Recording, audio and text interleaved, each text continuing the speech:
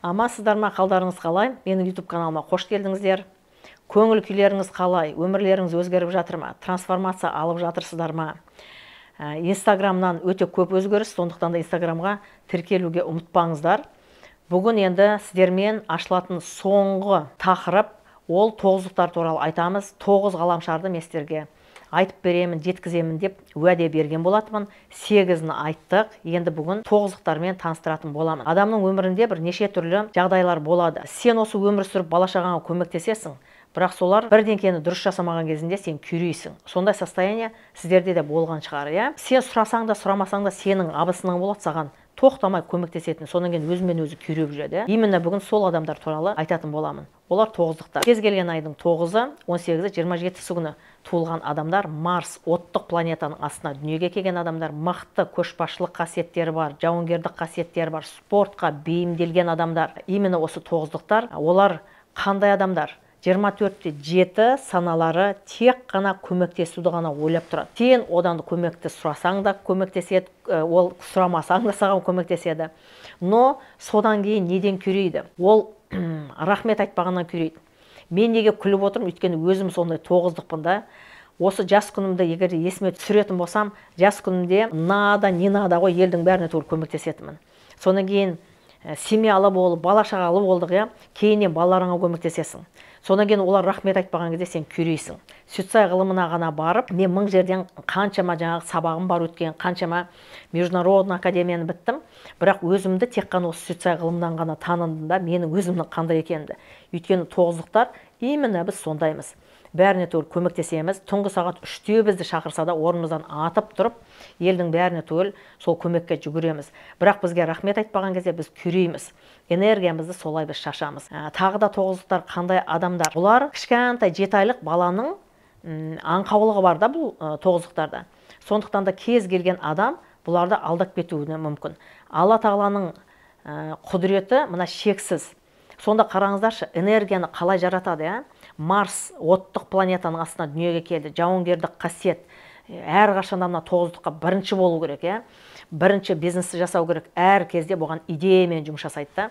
Ал енді жеңілгісі келмейді, өйткені жауынгер ғой. Содан кейін спортқа бейімделген алған, тек қана алға болды. Әр мына 8 санның бәріне түгел 10% өзіне энергияны алған.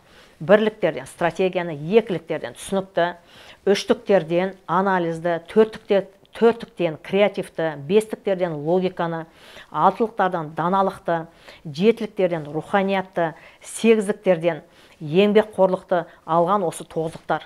Әр санасынан 10% энергия алған өте мықты адамдар тоғыздықтар. Минусовой энергияда қандай? Эмоция өте жоғары.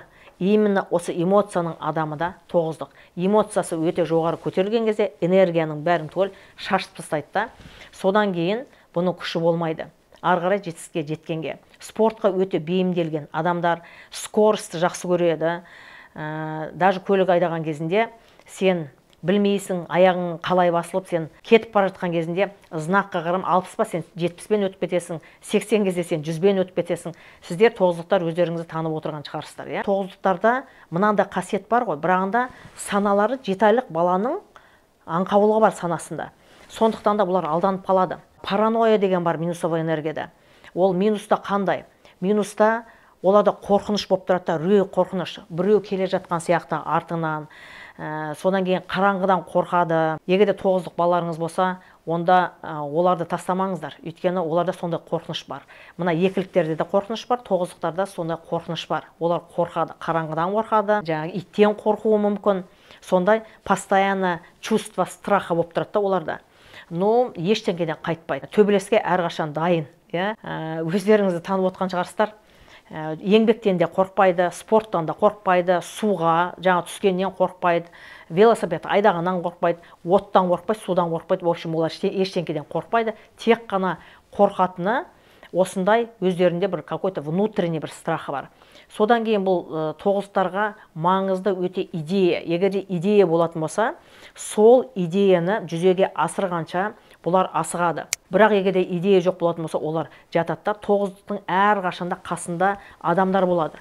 Олар басқа адамдарсыз жүре алмайды. Сонда энергия жұмыс жасайды. Енді бізге жетістікке жету үшін не жасау керек? Мына тоғыздықтың чистый тоғыздық дейміз ғой, чистый девят. Кішкене басқаша болады. 18 числода туылған басқаша болады. 27 числода туылғандар басқаша болады. Бұл адамның санасы, санымыз деп айтады да. Бұл адамның нәпсісінің қалауы. Мына тоғыздықтың нәпсісі нені қалайды? То есть эго, что хочет эго? Эго хочет всегда быть первой. То есть бірінші болғысы келеді да мына тоғыздық. Ол жеңілгісі келмейді ештеңкеден. Сонан кейін эмоциямен шешім қабылдайды. Енді не істеу керек тоғыздыққа? Тоғыздыққа тұрып, эмоциясын басып, анализ жасап, через анализ шешім қабылдау керек. Сол кезде ол дұрыс болады. Осындай тоғыздықтар өзім білемін. Жетістікке жеткен себептерім қандай? Мен 18 числода туылғанмын. Сіздерге кейс ретінде айтайын. Бірлік стратегияны құрамын, 8 әрекетім қосылады. Тоже отыра алмаймын да. Сондықтан да мен жетістікке жеттім. Енді мынандай чистый девятка болады. 27 числода қандай болады да? 27-сінде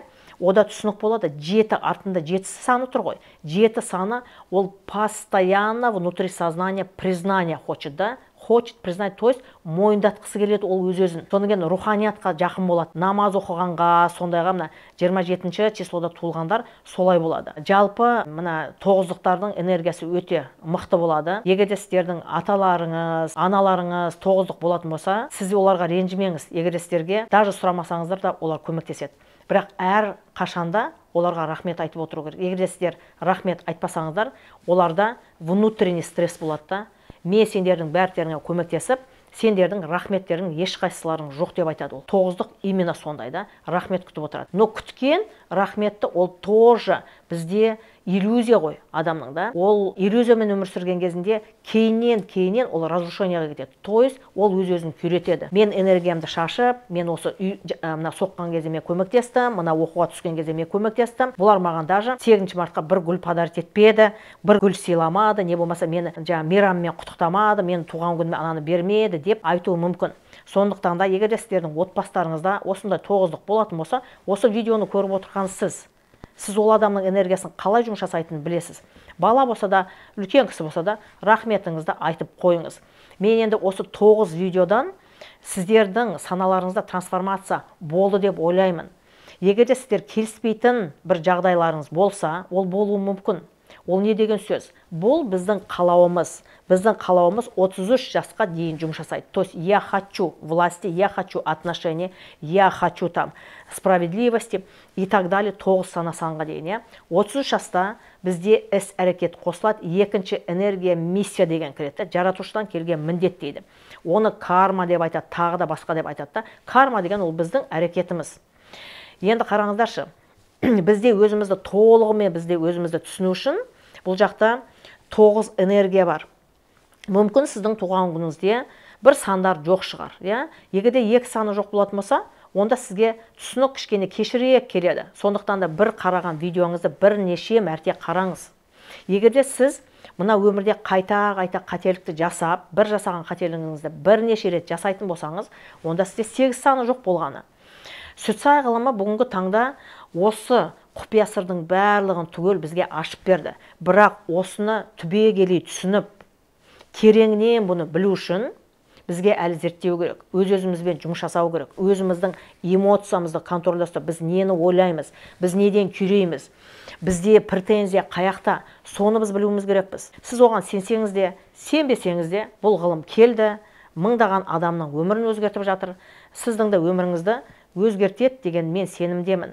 Менімен болғандарыңыз үшін көп рахмет. Мына қоңыраушаны басып, каналға тіркелуді ұмытпаңыз.